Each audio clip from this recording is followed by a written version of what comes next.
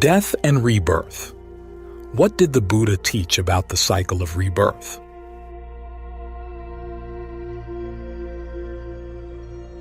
What does it mean to comprehend birth as an instance of suffering? And what is accomplished by viewing it in that way?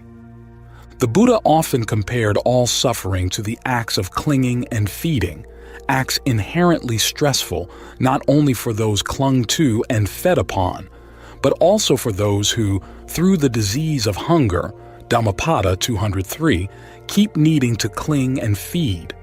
In fact, for the Buddha, feeding and clinging are virtually one and the same. The Pali word for clinging, upadana, also means fuel or sustenance and the act of taking sustenance from fuel. In his explanation of how a fire burns, for instance, the fire feeds itself by clinging to its fuel, an image he also used to illustrate how rebirth happens through the process of clinging to craving. But, Master Gautama, at the moment a flame is being swept on by the wind and goes a far distance, what do you designate as its clinging sustenance then? Vacha, when a flame is being swept on by the wind and goes a far distance, I designate it as wind-sustained, for the wind is its clinging sustenance at that time. And at the moment when a being sets this body aside and is not yet born in another body, what do you designate as its clinging sustenance then? Vacha, when a being sets this body aside and is not yet born in another body, I designate it as craving sustained, for craving is its clinging sustenance at that time. Samyutta Nikaya SN 44.9, Kutuhalasala Sutta with Vachagata.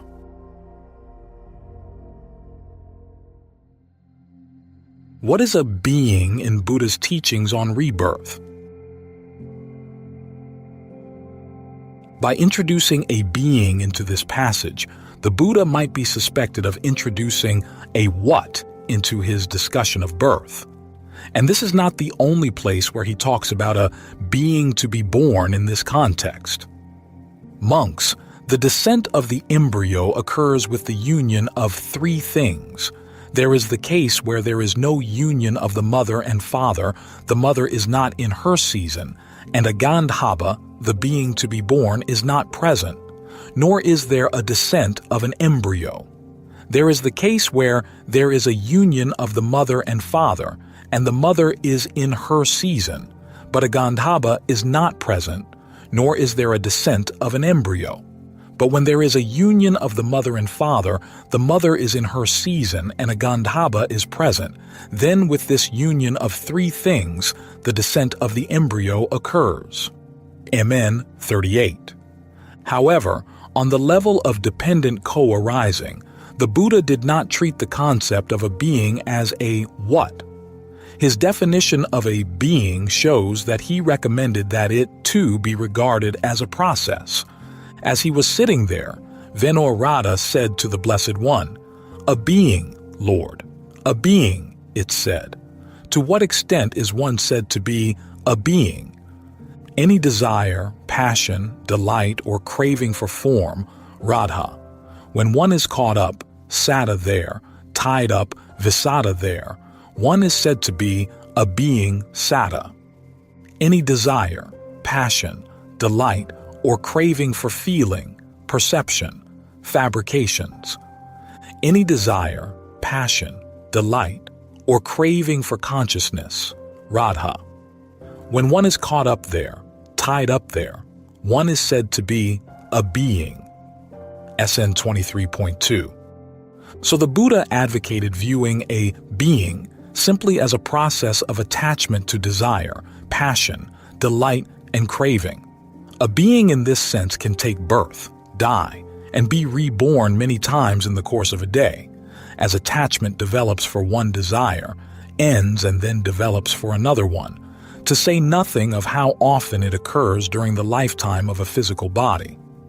This is why the processes leading to rebirth can be observed and redirected in the present moment, for, as we have already noted, The mental processes that move from moment to moment on the micro level are identical with the mental processes that move from body to body on the macro level.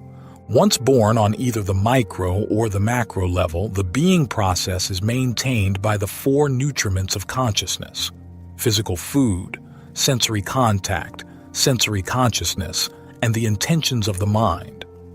Where there is passion, delight, and craving for the nutriment of physical food, consciousness lands there and increases.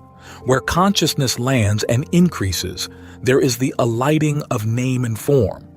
Where there is the alighting of name and form, there is the growth of fabrications. Where there is the growth of fabrications, there is the production of renewed becoming in the future. Where there is the production of renewed becoming in the future, there is future birth, aging, and death together, I tell you, with sorrow, affliction, and despair. Similarly with the nutriment of sensory contact, the nutriment of intellectual intention, and the nutriment of sensory consciousness. Samyutta Nikaya, SN 12, Ati Raga Sutta. Where there is passion. There is a complex relationship between craving and nutriment in sustaining this process. On the one hand, as the above passage shows, craving has to be actively present before consciousness will land on any of the forms of nutriment. On the other hand, had there been no past craving, none of these forms of nutriment would even exist. These four nutriments have craving as their cause, craving as their origination, are born from craving, are brought into being from craving. Majjhima Nikaya, MN 38, Mahatanha Sankhaya, Sutta, the Greater Craving Destruction Discourse.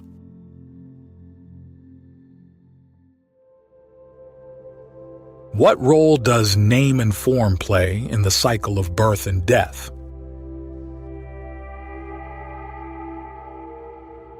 This means that craving produces the food that it then feeds on, a fact that allows for the processes leading to birth to lead to repeated rebirth.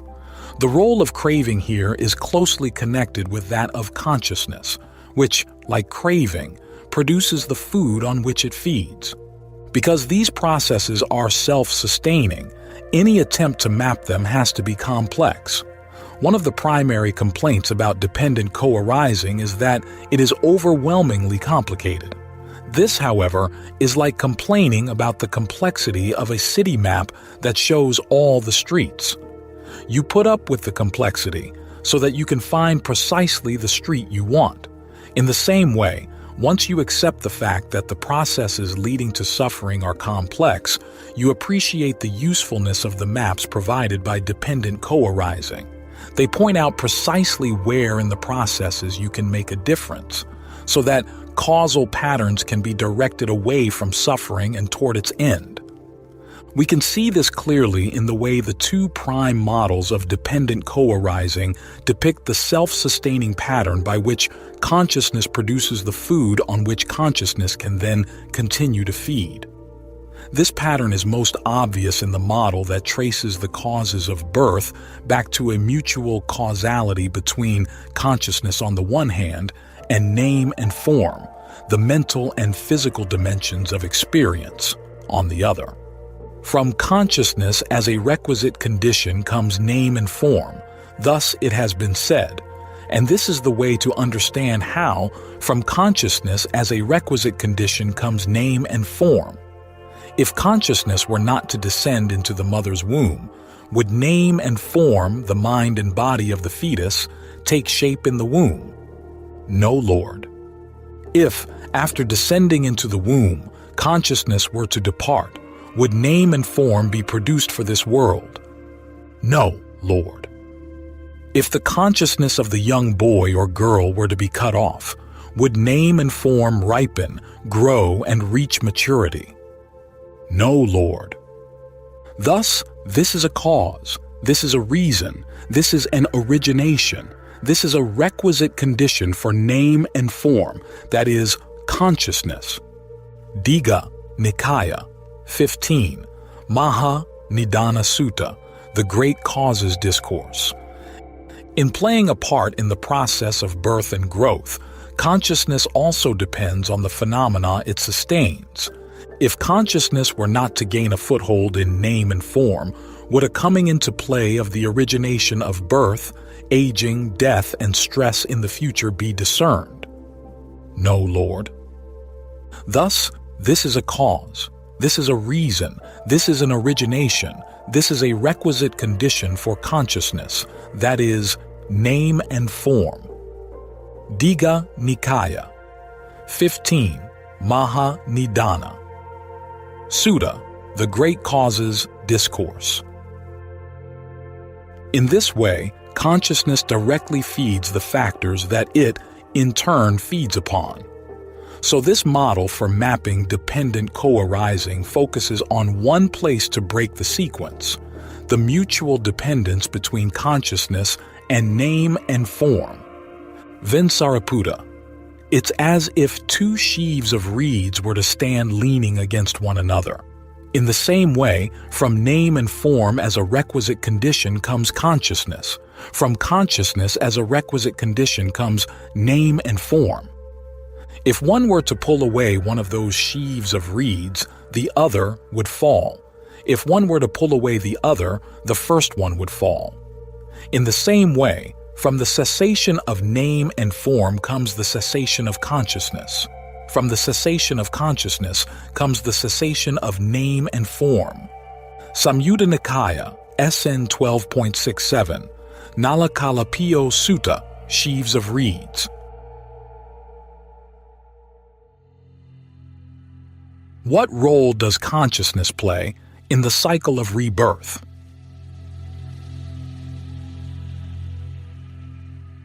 The more standard model for dependent co-arising gives a more precise picture of what it means to pull away consciousness and name and form. This model, whose factors we listed in the preceding chapter, traces the causes of suffering back to ignorance, and in so doing provides a more complex picture of the way in which consciousness produces its own food. At first glance, the pattern of a self-sustaining consciousness process is less obvious in this model because consciousness appears as a factor only once. However, it functions as a sub-factor at two other points in the process, where it feeds off the factors it sustains. Because the picture here is more complex, it's more explicit in showing where to focus your attempts to deprive the process of food. Consciousness first appears in the process as the factor of consciousness itself. This factor follows on ignorance and fabrication and acts as the condition for name and form. The fact that consciousness occurs immediately after fabrication emphasizes that it is driven by intention. As SN 22.79 notes, the element of intention is what turns the potential for sensory consciousness into an actual experience of sensory consciousness. For the sake of consciousnesshood, fabrications fabricate consciousness as a fabricated thing. Samyutta Nikaya, SN 22.79, Kajaniya Sutta, chewed up. Thus, every act of sensory consciousness is purposeful. As long as ignorance drives fabrication, there is no such thing as a totally passive or pure state of consciousness. Every act of consciousness is colored by the intentional element that shapes it. The fact that the factor of consciousness appears before name and form emphasizes the fact that consciousness has to be present for all the remaining factors, including intention under name, to occur. And because both consciousness and name and form depend on fabrication, which in turn depends on ignorance of the stressful nature of fabrication, this model shows that one way to deprive the consciousness process of food is to develop right view about the intentional element of fabrication underlying that process. The second point where consciousness appears in the process of dependent co-arising is as a component of the factor of contact at the six senses. Its role here carries over from its dependence on fabrication. emphasizing the fact that sensory contact is never purely passive. Even the barest contact already contains an element of intentional fabrication that colors it with ignorance. It's in dependence on a pair that consciousness comes into play. And how does consciousness come into play in dependence on a pair? In dependence on the I and forms there arises I consciousness. The I is inconstant, changeable, of a nature to become otherwise. Forms are inconstant, changeable, of a nature to become otherwise. Thus, this pair is both wavering and fluctuating, inconstant, changeable, of a nature to become otherwise. I consciousness is inconstant, changeable, of a nature to become otherwise.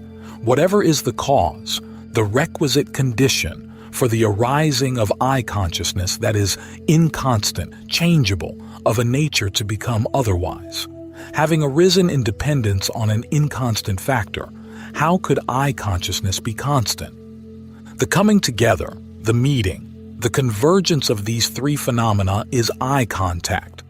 Similarly with ear, nose, tongue, body, and intellect consciousness. Samyutta Nikaya, SN 35.93, Dvaya Sutta, a pair. What this shows is that to starve the consciousness process of food, you have to focus less on how you react to sensory contact and more on what you bring to sensory contact, the habits of ignorant fabrication that shape what you sense. At the third point in the series, consciousness together with its nutriment plays the role of feeding and clinging, building on craving and leading to becoming, a sense of one's identity in a particular world of experience, which is the prerequisite for birth. Think of the way in which, when you fall asleep, a dream world appears in the mind, and you then enter into that world. In this case, the Buddha said, consciousness plays the role of a seed that, when watered by craving and delight, blooms into becoming on the level of sensuality, form, or formlessness. Karma is the field, consciousness, the seed, and craving the moisture. The consciousness of living beings hindered by ignorance and fettered by craving is established in a lower property, the level of sensuality, a middling property, the level of form, a refined property, the level of formlessness. Thus, there is the production of renewed becoming in the future. This is how there is becoming. Anguttara Nikaya, in 3.76. Like the earth property, monks, is how the four standing points for consciousness, the properties of form, feeling, perception, and fabrications should be seen. Like the liquid property is how delight and passion should be seen. Like the 5 types of plant propagation, roots, stems, joints, cuttings, and seeds, is how consciousness together with its nutriment should be seen. Samyutta Nikaya SN 22.54, Bija Sutta, means of propagation. What nourishes the cycle of rebirth according to the Buddha? To view consciousness and its nutriment here as a seed watered by craving, delight, and passion helps focus attention on the role played by these 3 latter mind states in producing food for endlessly repeated suffering and birth. These are the mind states that sustain the consciousness process as it moves from one standing point to another. Perhaps the Buddha switched from the feeding analogy to the seed analogy here because the implications of the food analogy at this point would have been too harsh to state explicitly in polite company. We keep feeding off the byproducts of our earlier feeding. The seed analogy, however, makes this point more indirectly. Just as seeds, when watered, grow into plants that both produce seeds and, when they die, add fertilizer to the soil that feeds those seeds, in the same way, consciousness nourished with karma and craving keeps producing more standing points. The aggregates of form, feeling, perception, fabrication, and consciousness, for future acts of consciousness to feed on. Should consciousness, when standing, stand attached to form supported by form as its object, landing on form, watered with delight, it would exhibit growth, increase, and proliferation. Should consciousness, when standing, stand attached to feeling, supported by feeling, as its object, landing on feeling, watered with delight, it would exhibit growth, increase, and proliferation. Should consciousness, when standing, stand attached to perception, supported by perception, as its object, landing on perception, watered with delight, it would exhibit growth, increase, and proliferation. Should consciousness, when standing, stand attached to fabrications, supported by fabrications, as its object, landing on fabrications, watered with delight, it would exhibit growth, increase, and proliferation. Were someone to say, I will describe a coming, a going, a passing away, an arising, a growth, an increase, or a proliferation of consciousness apart from form, from feeling, from perception, from fabrications, that would be impossible. Samyutta Nikaya, SN 22.54. In other words, as long as delight and passion, this phrase is a synonym for clinging, nourishes the consciousness process. Consciousness in turn keeps creating the food to keep the process going indefinitely, even after the form of this body is cast aside. This is why repeated birth's process will not end until it's deprived of the water of craving and clinging. And the only way to deprive the process of its water and food is to develop dispassion for activities that sustain it. This is where this model for dependent co-arising shows its pragmatic value. It demonstrates not only that the food and water for rebirth can be directly experienced, but also that these processes are the direct consequence of choices made in the mind, the intentional activity of fabrication based on ignorance. In this way, it points to the possibility that the suffering of repeated rebirth can be ended by choice, choosing to develop appropriate attention, right view concerning the Four Noble Truths, which puts an end to craving and ignorance.